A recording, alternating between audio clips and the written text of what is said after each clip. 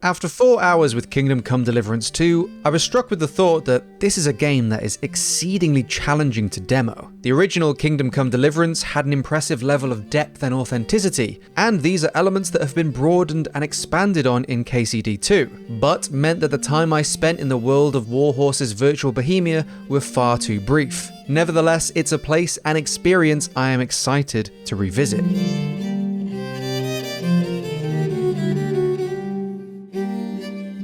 While the original Kingdom Come Deliverance was a difficult game for a lot of people to get into, Kingdom Come Deliverance 2 aims to be more accessible in both story and gameplay, but achieve this without compromising any of the elements that resonated with the first game's hardcore fans. Players won't need to have finished or even played KCD to enjoy KCD 2, but the sequel's 80 to 100 hour experience will certainly be elevated for anyone that has already had a foundation in the series. The demo opened up with a massive siege, as my character took to the walls with crossbow in hand. The crossbow is a new weapon to the franchise and one I was immediately tasked with using, so I began firing bolts towards a formidable number of foes. I actually had to take a beat so I could take in the impressive visuals on display in Kingdom Come Deliverance 2. I actually can't recall playing through a better looking siege. I was, however, snatched out of admiring the impressive visuals and the grim looking arms and armor wielded by my allies as sword slashes began to come my way. Combat is one of the main elements that has received a bit of streamlining, and this is something that I believe was much needed given the hours I spent trying to figure out the melee in the original game. The Warhorse team said they aimed for easy to learn but hard to master, and admitted that they fell short of the mark in the original KCD, but are renewing that goal for KCD 2. Parries and blocks are slightly easier, but players will now have more freedom in how they fight. Those who wish to wail on their opponent with a little more reckless abandon will find that strikes from different directions flow together more fluidly, and while flashy combos still exist and offer a lot more utility, they feel less essential to victory than they did in the original game, at least with the enemies that I fought over my 4 hours. There is also much more variety and utility to be found across the various weapon types of Kingdom Come Deliverance 2. Previously, weapons like swords, axes, and maces shared a lot of the same moves and combos. Warhorse commented on that, saying that this was due to the team being much smaller during the development of the original Kingdom Come Deliverance. This time around, however, they have expanded on individual weapons by working with weapon masters to give each weapon their own movesets and combos, recreating real historical fighting styles, but also allowing weapons to further lean into their idiosyncrasies and tap into how they were used throughout history. So hopefully that means no more awkward pokes to the face with the flat end of an axe. One of the other new weapons is the firearm, a basic black powder weapon that was used to devastating effect in the trailer, and while the preview did not offer the opportunity to use one, Warhorse said that the gun is more of a rare super weapon that can open up a fight with a big bang and plume of smoke before you then enter the fray yourself with sword and shield, rather than something that will see frequent use. Once again, this is similar to how firearms were used in the medieval period. On the subject of historical accuracy, it is clear that this remains a key focus for Warhorse, although they are slightly altering with how they approach accuracy this time around. During the preview event, we were able to see both the virtual Kuttenberg, or Kutnahora, as well as the real Czech town. Seeing this location in the flesh, as well as in-game, really drove home how much care and attention is going into authentically recreating the location.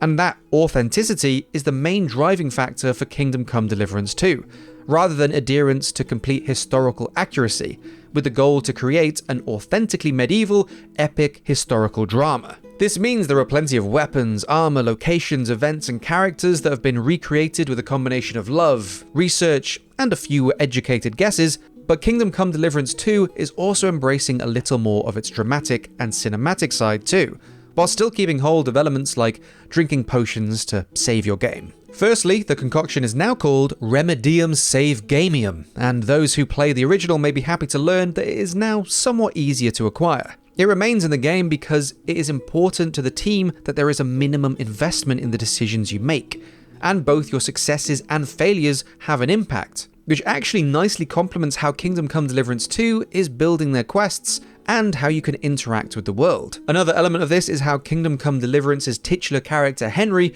is thrust into the adventure of this new game. A common trope for RPGs that receive a sequel is for the character to go through some event which steals from them their power and resources, so they get a fresh start and a new journey to progress through. This is somewhat of a necessary evil for Henry to go through in order for the rest of Kingdom Come Deliverance 2 to make sense and deliver on the power fantasy of growing into a knight once more. I won't spoil exactly what happens, but it does at least make some narrative sense. While your 0-hour KCD2 Henry won't be quite as wealthy or as handy with a sword as your hour 70 KCD1 Henry was, the character will retain things like the ability to read or knowledge of the setting, history, and culture. It did feel a little clumsy, but does work quite well and sets you up nicely to dive into this new journey and fresh quests. Speaking of quests, they are now more dynamic, with a lot of freedom as to how you approach each objective, and the quest changing depending on what happens as you complete each part. For example, during the preview, we were presented with a quest to help a swordmaster open up a new sword fighting school in the city of Kuttenberg.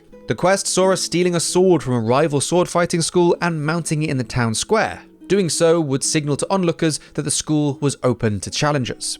Doing this required sneaking into their guild house. If you are able to steal the sword, escape unseen, and mount the blade without any witnesses, a fair and balanced duel will proceed, with the winners being the new town's swordmaster. However, if you escape with the sword, but are seen doing so, the duel will still go ahead, but the adjudicator has decided that it's only fair if the wounded party gets to throw on their armor and helmets.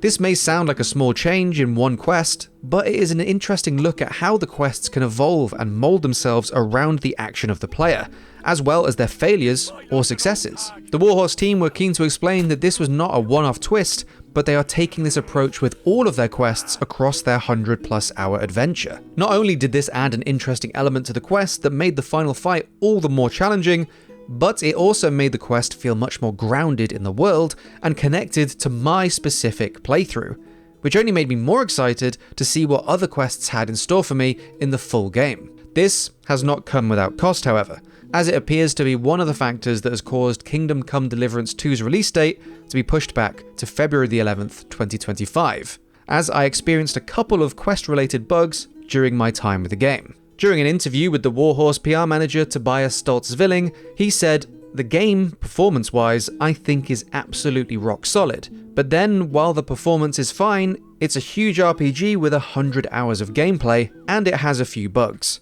And if you think back on KCD1, we didn't want to repeat the same situation where we released the game and it was in a somewhat wonky state." The message we were then left with was that Kingdom Come Deliverance 2 is an evolution, not a revolution. And honestly, saying something like, if you enjoy the original game, then you'll enjoy this one, might be trite when previewing a sequel, but it is almost inescapable here, as you can clearly see how much of the original DNA is still present in KCD2, and also see exactly where it is being expanded upon for the benefit of both veteran players and new adventurers. It's encouraging to see the team not wanting to repeat some of the past mistakes, and seeing just a snippet of what they've been putting their resources into since the success of the original Kingdom Come Deliverance has only made me more excited to explore more of Kingdom Come Deliverance 2.